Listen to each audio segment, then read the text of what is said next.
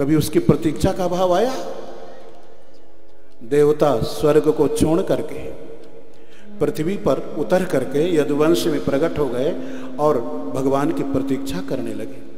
भगवान शुकदेव वसुदेव देवकी के विवाह का वर्णन करते हैं, जिनके द्वारा भगवान को जन्म लेना है। मथुरापुरी में महाराज देवक निवास करते हैं। महाराज देवक की पुत्री हैं जिनका नाम है देवकी। देवकी सर्वगुण संपन्न है, अंतःकरण की सात्विक वृत्ति है देवकी, सात्विक मन है वसुदेव।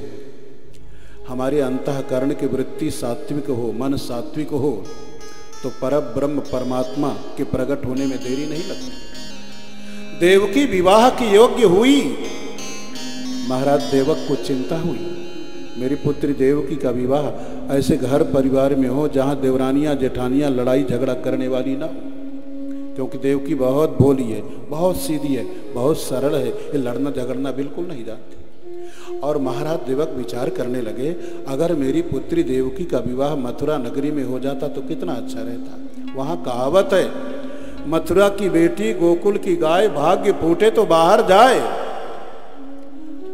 भगवान के दिव्य धाम को छोड़ करके जिस बेटी को बाहर जाना पड़े, जिस गाय को बाहर जाना पड़े, उसके तो भाग्य फूटे। और तब महाराज देवक ने अपनी पुत्री देवकी का विवाह मथुरा नगरी में वसुदेव जी के साथ में निश्चित कर दिया, क्योंकि वसुदेव जी के साथ में देवकी की अन्य बहनों का भी विवाह हुआ था। वो देवकी की बहनें देवकी से बहुत स्नेह प्रेम करती हैं। निश्चित समय पर वसुदेव जी बारात को लेकर के महाराज देवक के दरवाजे पर उपस्थित हुए। विवाह के संपूर्ण कृत्य संपन्न होने लगे।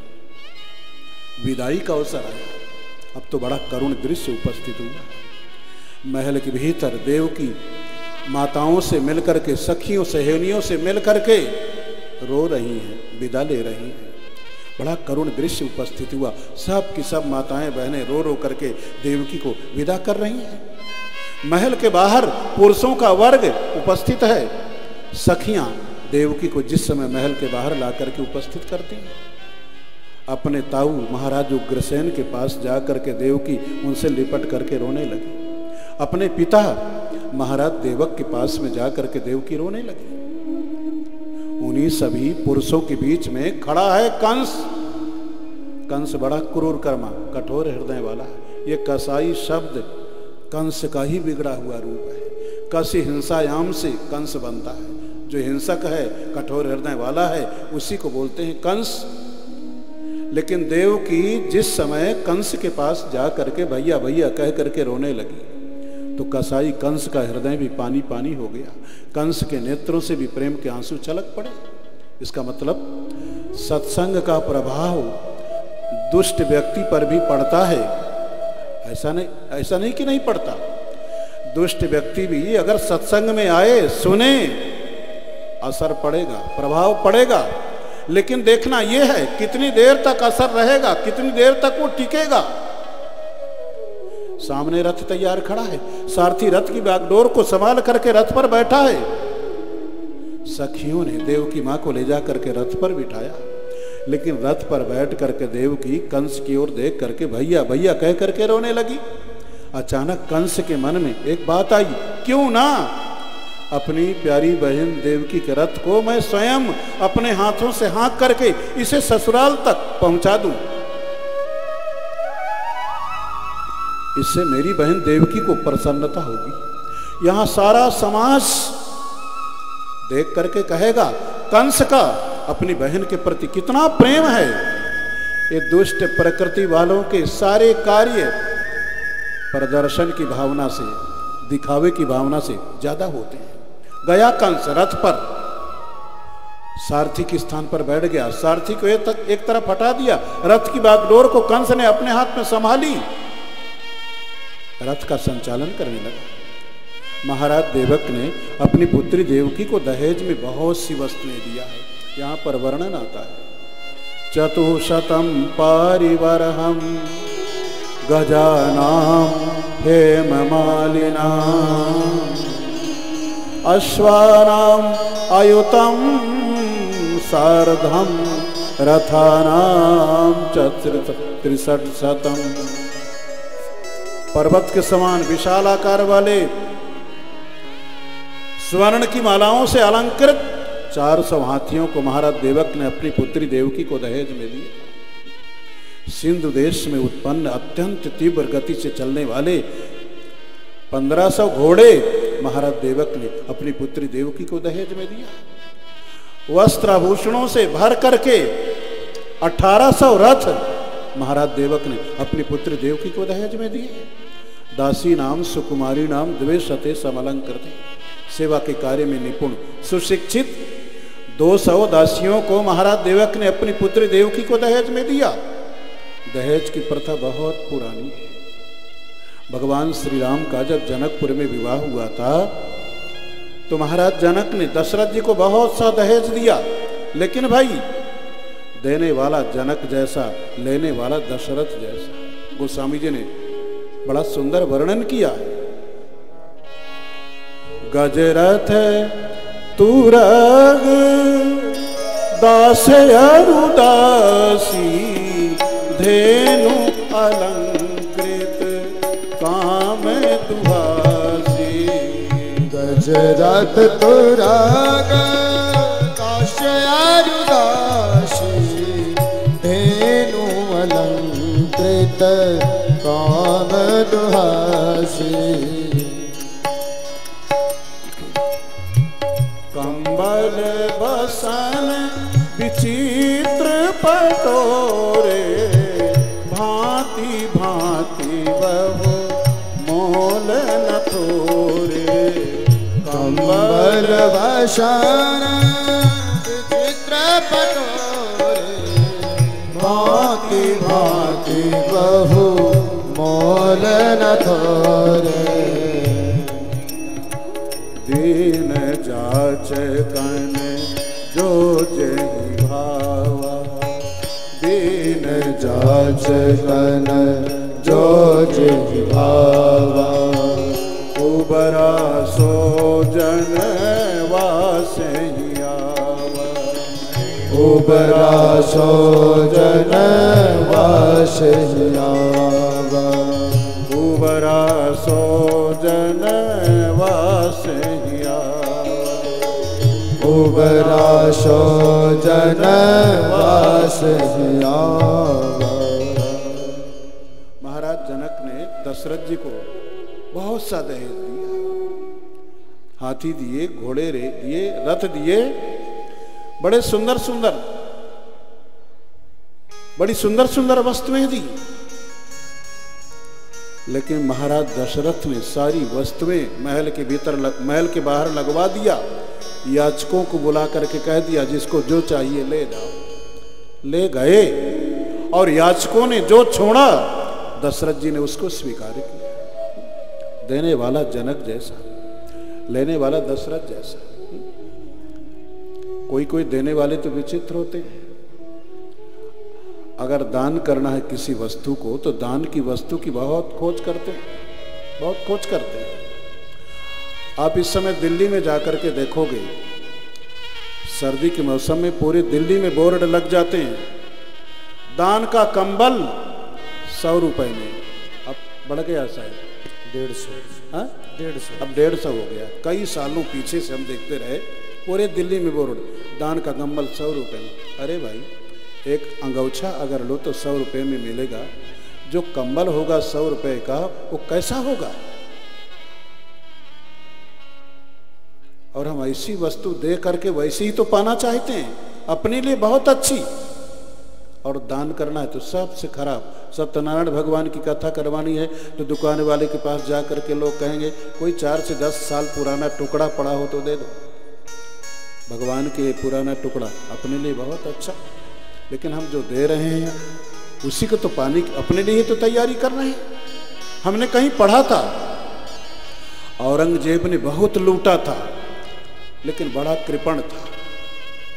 एक कवि महाशय थे, सोचने लगे चल करके दरबार में कविता सुनाऊंगा तो कुछ ना कुछ तो देगा ही देगा। कवि महाशय गए औरंगजेब के दरबार में, कविता बनाई, सुनाई। औरंगजेब बड़ा प्रसन्न हुआ, प्रशंसा करने लगा, धन्य है आपकी कवित्व शक्ति को। और कहने लगा, इस कविता के बदले मैंने आपको पुरस्कार में हाथी दिया, हाथी दिया। कवि महाशय कहने लगे, धन्य है आपकी उदारता, एक छोटी सी कविता के बदले आपने हाथी दे दिया। लेकिन कवि महाशय आदेश पत्र लेकर के जिस समय महावत खाने में गए, ऐसा हाथी इनको दिया गया जो चल फिर नहीं सकता, उठ बैठ नहीं सकता। उस हाथी को कवि महाशय चारों तरफ से देखने लगे और कहने लगे, पता नहीं इस हाथी के ऊपर मैं बैठूंगा या ये हाथी मेरे ऊपर बैठेगा। लौट करके आए औरंगजेब के पास, फिर से कविता बनाई, तिमुर लंग लई मोल चला बाबर के हल्के। इस हाथी को तैमूर लंग ने खरीदा था, बाबर ने चलाया था, अकबर ने रिटायर्ड कर दिया, और ऐसा ऐतिहासिक हाथी आपने मुझे दे करके बड़ी कृपा की। लेकिन महाराज ये तो बताइए, इस हाथी के ऊपर मैं बैठूंगा या ये मेरे ऊपर बैठेगा? ऐसी वस्तु किस काम की कि लेने वाले का सिर दर्द बन जाए? अच्छी वस्तु देनी चाहिए। देने वाला जनक जैसा, लेने वाला दशरथ जैसा। याचकों ने जो छोड़ा, दशरथ जी ने वो स्वीकार किया। देवकी ससुराल को जा रही है, अनेक प्रकार के सुमधुर बाजे बज रहे हैं, शंख तोर्य मृदंग दुंदुभी अनेक प्रकार के सुमधुर बाजे बज रहे हैं। लेकिन भाई देवकी माँ के ब्याह के ये बाजे भगवान को वैकुंठ में सुनाई पड़े, और भगवान ने झांक करके देखा, ये तो मेरी उसी माँ के ब्याह के बाजे बज रहे हैं जिसका बेटा बन करके मुझे कालनेमी मामा कंस को समाप्त करना है। और भगवान ने देखा, कंस तो अपनी बहन देवकी के रथ का प्रेम पूर्वक संचालन कर रहा है। अगर कंस का अपनी बहन देवकी के प्रति यही प्रेम रहा तो मैं कंस को मार न सकूंगा। और तब भगवान ने आकाशवाणी कर दिया। उस आकाशवाणी से रंग में भंग पड़ गया। उत्साह के स्थान पर उदासी छा गई, आनंद के स्थान पर दुख का साम्राज्य स्थापित हो गया। भगवान को कोई काम धाम तो है नहीं, बैठे ठाले कोई न कोई झंझट सूझती रहती। आकाशवाणी कर दिया, अस्यास्त्वाम अष्टमो गर्भो हंता याम भासे बुधे। अरे मूर्ख कंस, जिस अपनी बहन देवकी के रथ को प्रेम पूर्वक हाँक करके ससुराल तक पहुंचाने जा रहा है, उसी देवकी का 8वां गर्भ तेरा काल होगा, उसी के द्वारा तेरी मृत्यु होगी। ओ आकाशवाणी हुई तो गोल मटोल हुई। ये नहीं कहा 8वां पुत्र काल होगा या 8वीं पुत्री काल होगी, बल्कि ये कहा अस्यास्त्वाम अष्टमो गर्भा, देवकी का 8वां गर्भ तेरा काल होगा। कंस ने सुना आकाशवाणी क्या कह रही है, रथ की बागडोर उसके हाथ से छूट पड़ी। कंस ने सोचा, जब देवकी का 8वां गर्भ ही मेरा काल होगा तो क्यों ना काल के पैदा होने के पहले उसकी मां को समाप्त कर दूं। चोर के पैदा होने से पहले उसकी मां को क्यों ना समाप्त कर दिया जाए। न बजे रहेगा बांस और न बजेगी बांसुरी। तलवार को खींच लिया, देवकी मां की काली काली चोटी को पकड़ लिया, एक हाथ से तलवार को चलाना चाहा, लेकिन वसुदेव जी तुरंत आगे बढ़े। कंस के हाथ को पकड़ करके वसुदेव जी कहने लगे, महाराज क्या करने जा रहे हैं? श्लाघनीय गुणः शूरैर भवान भोज यशस्करः सकथम भगिनी हन्यात स्त्रियमुदवाह परमणि। वसुदेव जी कहने लगे, महाराज आप तो बड़े बलवान योद्धा हैं, अपने भोज वंशी की कीर्ति को बढ़ाने वाले आप जैसे बलवान योद्धा को एक अबला के ऊपर, वो भी अपनी बहन के ऊपर, वो भी संपूर्ण संबंधियों के मध्य में, वो भी विवाह के अवसर पर इस प्रकार से हाथ उठाना शोभा नहीं लेता। कंस कहने लगा, वसुदेव जी आपने आकाशवाणी नहीं सुनी? वसुदेव जी कहने लगे, मैंने आकाशवाणी सुनी, लेकिन देखिए महाराज मृत्यु अवश्यम भावी है। मृत्युर जन्मवताम वीरे देहेन सह जायते। जिस दिन जन्म हुआ था उसी दिन से मृत्यु पीछे लगी है। जीवन के पीछे मृत्यु लगी है, सुख के पीछे दुख लगा है, संजोग के पीछे वियोग लगा है, लाभ के पीछे हानि लगी है, मान के पीछे अपमान लगा है। मृत्यु अवश्यम भावी। यहाँ आए हैं हम, यहाँ रहने के लिए नहीं आए, यहाँ से जाने के लिए आए। यात्रा करते करते रात्रि हो जाती है, किसी धर्मशाला में ठहर जाते हैं रात्रि भर के लिए, सवेरा होता है आगे बढ़ जाते हैं। ये संसार एक धर्मशाला है। बनाया हरि ने जगत मुसाफिर खाना।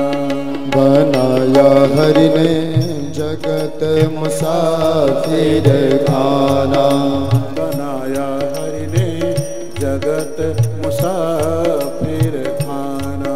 बनाया हरि ने जगत मुसाफिर खाना।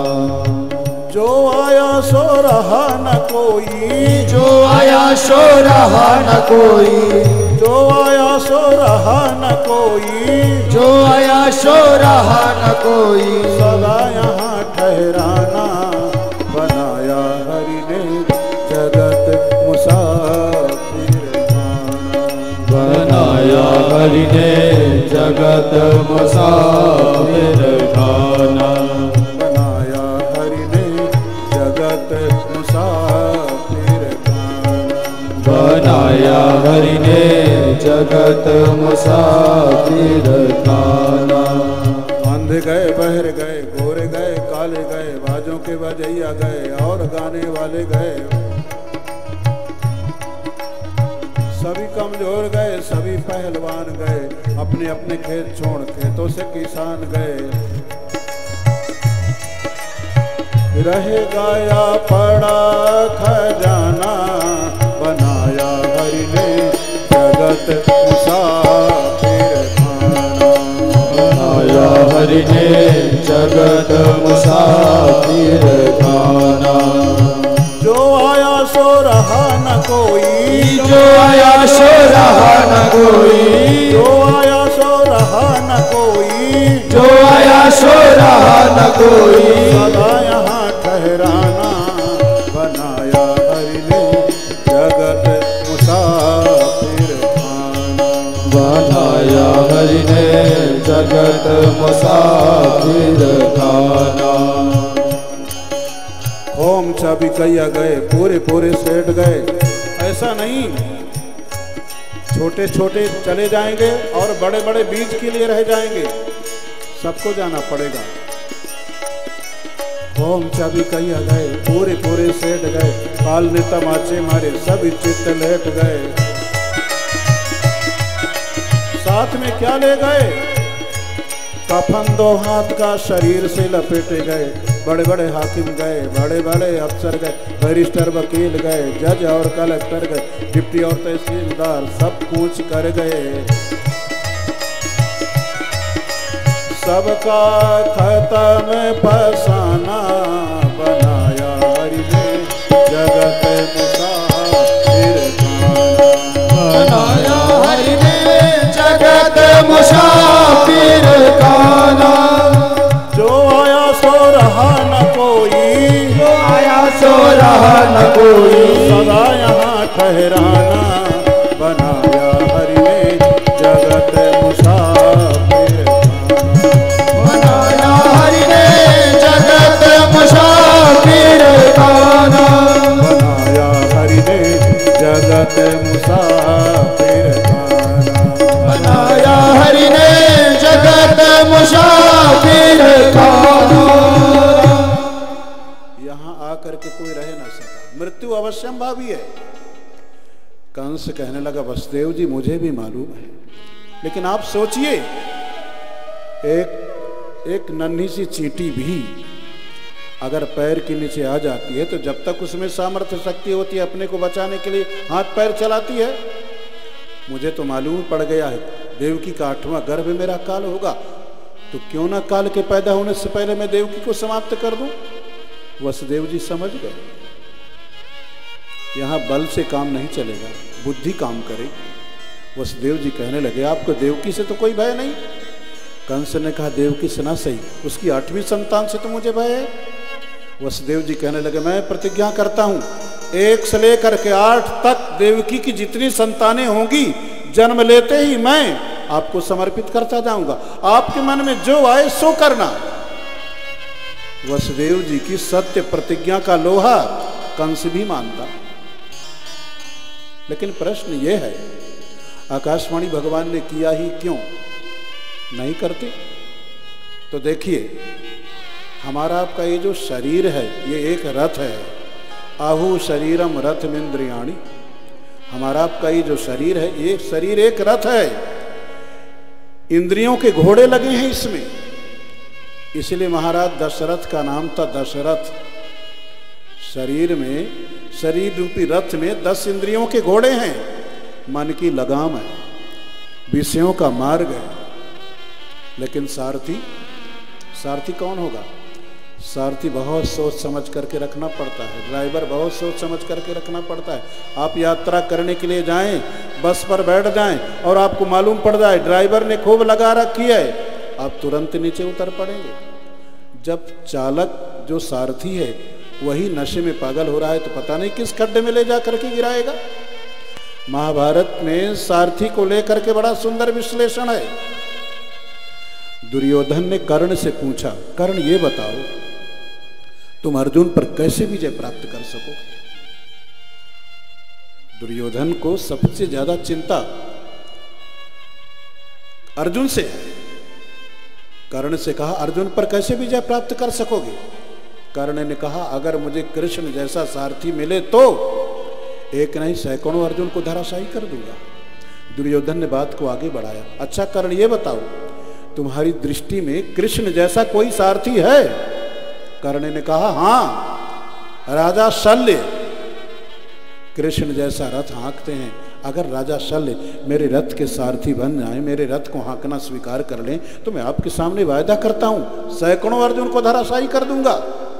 शल्य था राजा,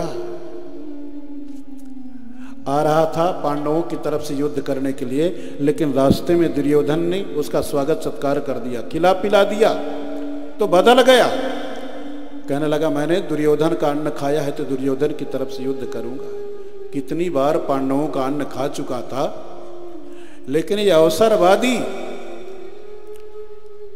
कब कहां पहुंचेंगे कोई ठिकाना नहीं। सुबह कहीं है, दोपहर में कहीं पहुंच गए, शाम को कहीं पहुंच गए, इनका क्या ठिकाना?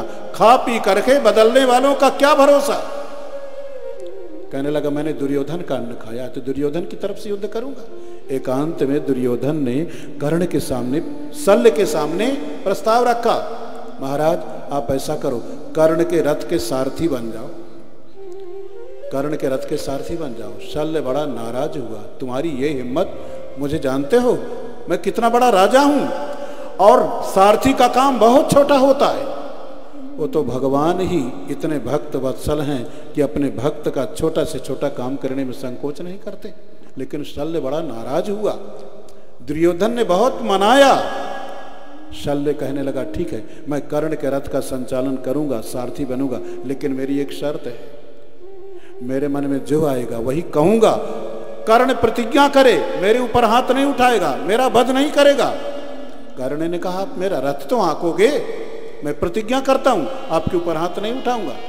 अब देखिए महाभारत की युद्धस्थली में अर्जुन के रथ पर सारथी के रूप में विराजमान हुए भगवान और कर्ण के रथ पर बैठा सारथी के रूप में अभागा ये शल्य। कर्ण का रथ पूर्व दिशा में था, अर्जुन का रथ पूर्व दिशा में था।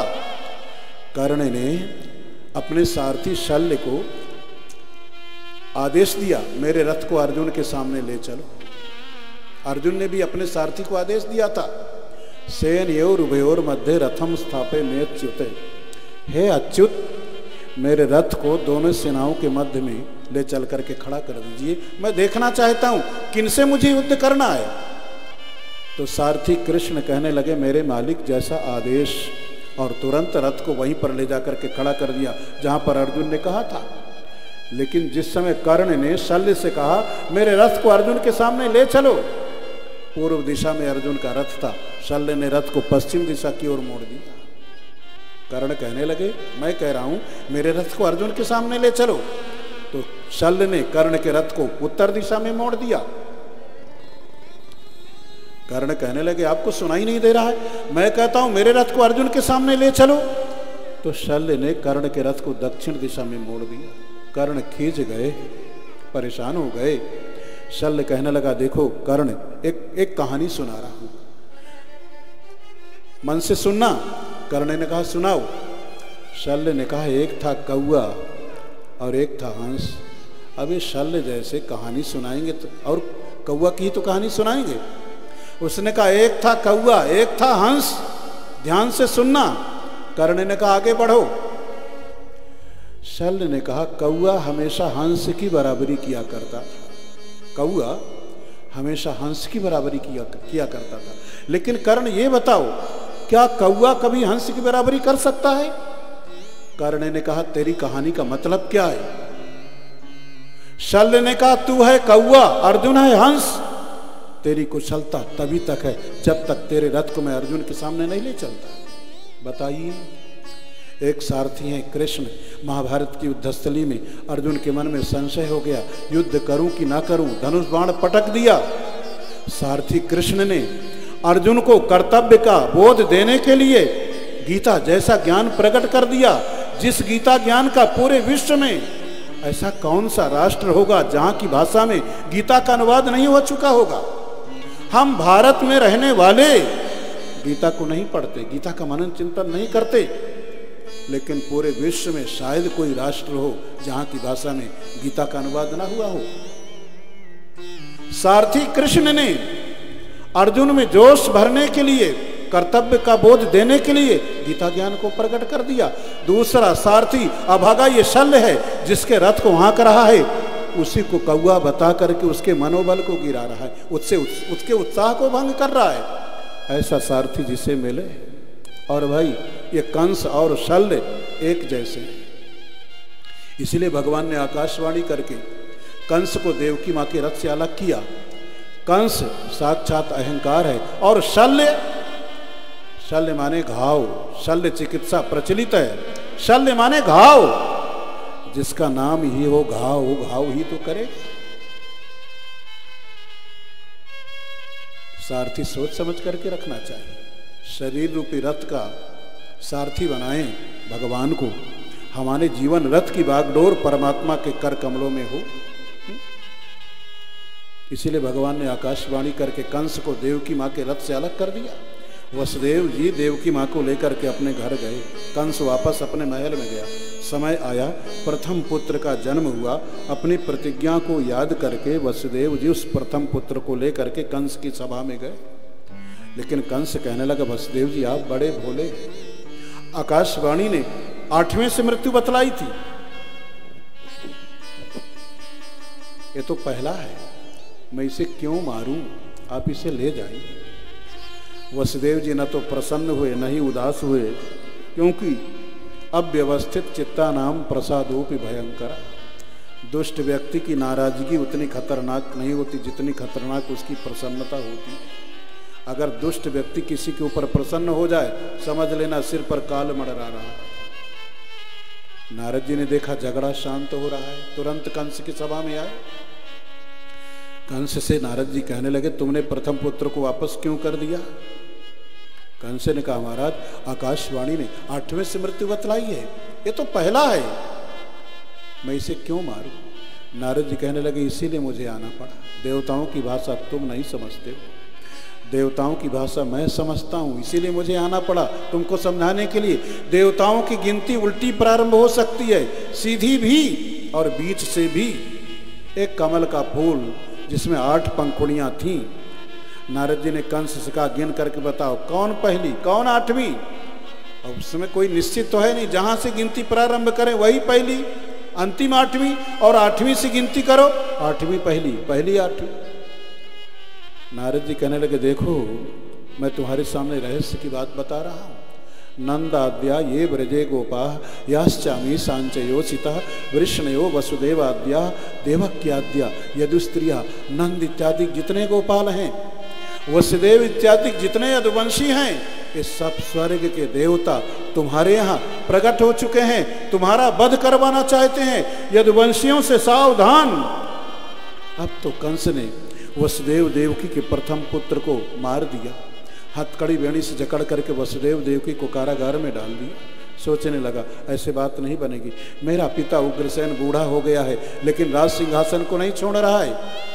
एक दिन कंस सवेरे सवेरे महाराज उग्रसेन के महल में गया, प्रणाम किया। महाराज उग्रसेन कहने लगे बेटे कंस सवेरे सवेरे कैसे? कंस ने कहा पिताजी मैं आपका ऐसा अभागा बेटा हूं